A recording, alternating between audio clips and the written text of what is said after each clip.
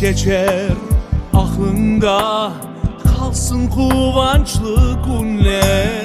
Cevapsız sevgiler beraber olsun. Kuvansın evlatların, en yanındaki dostların. Yanıyım,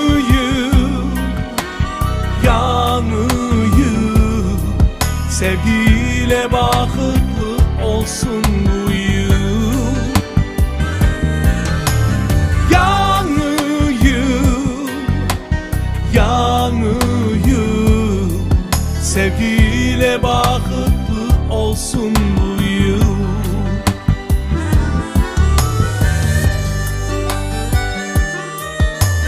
En büyük arzular Allah'tan gerçek olsun. Ey güzel milletin muhabbet olsun.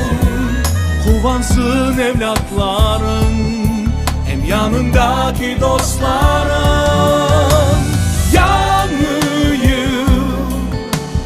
yanıyım, sevgiyle bakıtlı olsun bu yıl. Yanıyım, yanıyım, sevgiyle bakıtlı olsun bu yıl.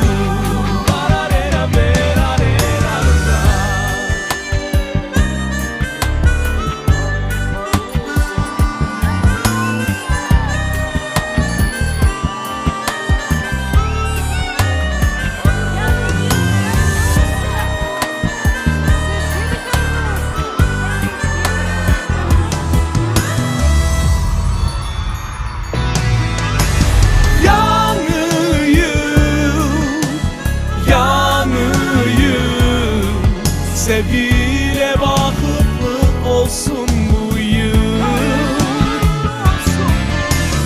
Yanıyım,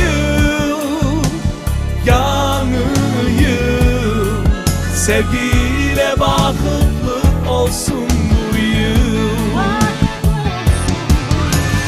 Yanıyım, yanıyım, sevgiyle bakıtlı olsun bu yıl.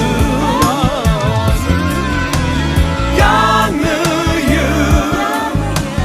yanıyım, sevgiyle bakıtlı olsun bu yıl.